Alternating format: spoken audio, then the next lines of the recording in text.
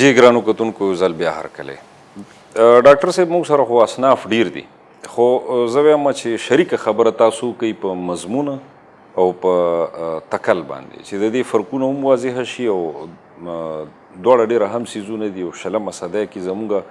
پښتنو لیکونکو تکل خو ډېر لیکلی دی مضمون طرف ته څومره رجحان شوی دی داسې ده چې که موږ مضمون اخلو که نه جی نو هغه لیکونه چې د داخلیت په بنیاد لیکلی شوي دي جی خو نه د اردو د انشایې په تاثر کې لیکلی شوي دي جی نه د انګریزي د هغه لایټ ایسې په تاثر کې لیکلی شوي دي غیر چې په انګریزي کې کم سنجیده مضامین وو نو هغه د مونتین او د بیکن فرانسیس بیکن جی د دې د مضامینو په تاثر کې لیکل کېدل په اردو کې هم دغه شانتي سر سید احمد خان محمد حسین آزاد ځینې داسې مضامین لیکل چې هغه کې به د شخصیت یا د لیکونکي داخل لازما شامل وو خو په پښتو کې دا مضامین چې دي کنه هغه په دغه مغربي یا د اردو په تاثر کې ابتدا کې نه دي لیکلی شي یعنې ځینې لیکونه راحت زخیلي کړي دي ځینې خلیق صاحب کړي دي عبدالخالق خلیق ځینې کاکاجي صنوبر حسین مومند کړي دي عبدالحلیم اثر افغاني کړي دي دا هغه لیکونه دي چې دوی د خپلې خاورې نه چې څه د مشاهدې او مطالعې په بنیاد اخذ کړي دي د ذات برخه جوړه کړې ده او بیا د هغې اظهار کړی دی نو هغې نه مضمون جوړ شوی دی کامل صاحب ډېر اهم نوم دی همیش صاحب همیش خلیل صاحب لږ وروسته دی خو ما هغه ډېر سینیر یاد جی جی نو کامل صاحب خو هغه سینیر دی سینیرز کې دی خو د خلیق صاحب اوس ګوره لکه 10 روپۍ من یو عجیبه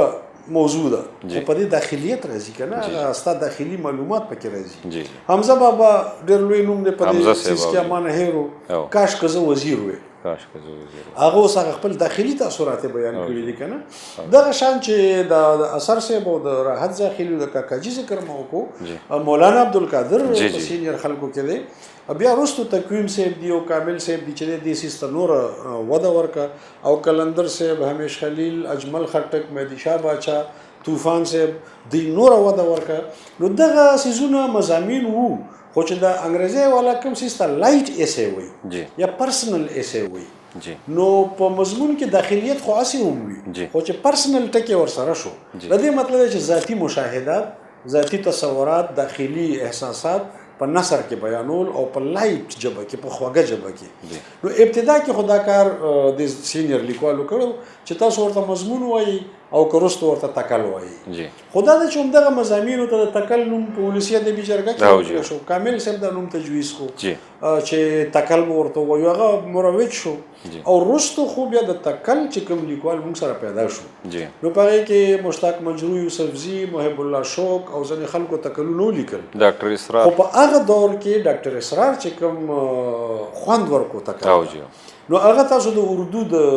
نثر نگارو سره یعنی تاسو د یوسفي سره یا د ابن انشا سره یا د وزیر آغا سره یا بسمل صاحب چې د اف دی ریکارډ حسین یاد سره تاسو ډاکټر اسرار بالکل موازنه کولی جی جی دا بسمل صاحب برق صاحب او دې چې کوم لیکونه کړي دي نو هغې د تکل په نیت نه وکړي خو د تکل خواږه پکې وو خو ډاکټر اسرار ډېر ځانګړی دی هغه هم د تکل په نیت کړي دي تکل د مطالعې په تاثر کې کړي دي او فارمیټ یې په نظر کې وو او اخري خبره به دا وکړم چې د تکل د رجحان موږ سره چې را روانو نو زموږ ځوان کول ولیکل خو زه ډېر خصوصیت سره پکې د یو کس ذکر کول غواړم چې هغه د اقبال کوثر بالکل اقبال کوثر چې د تکل او خاکه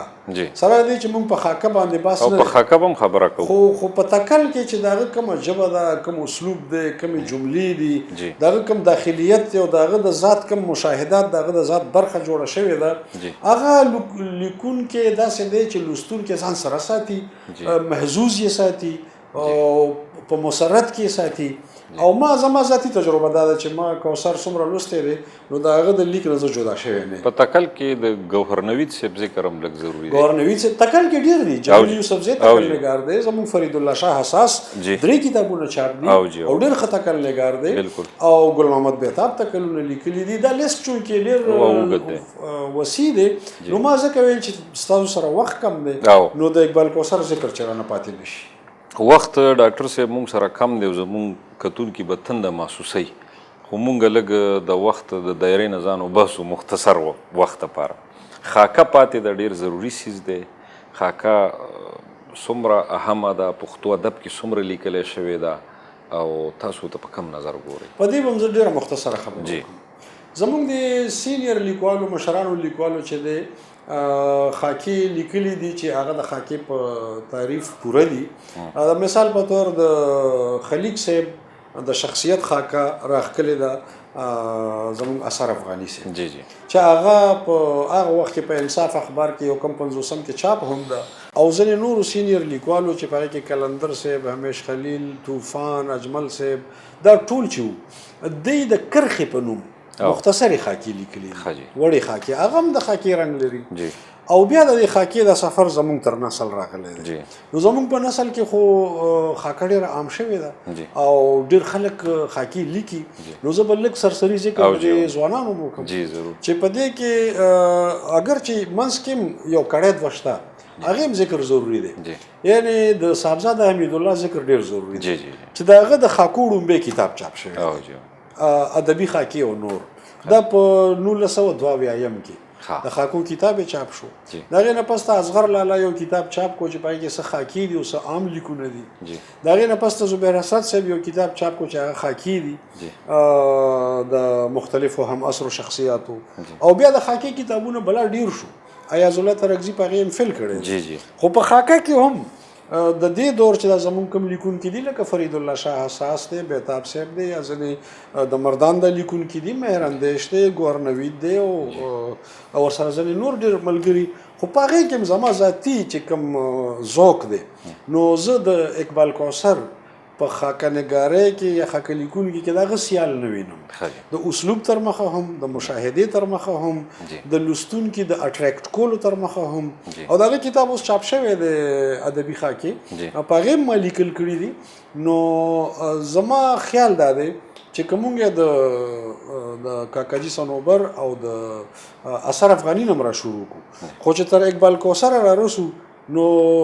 زما لوستونکي دې که ما سره اتفاق کوي که نه کوي، دا زما ذاتي رایه ده چې زه د هغې ابتدا نه واله تر دې دمه پورې اقبال کوثر په خاکه کې بیخي ځانګړی بیخي منفرد وینم. ډیره مننه سر. ګرانو کتونکو دغه زموږ نننی پروګرام چې په نثري اصنافو باندې مبني و، هیله ده چې ډیر ضروري معلومات په تاسو ته رسیدلي وي. همدې سره موږ اجازت غواړو. د الله په امان.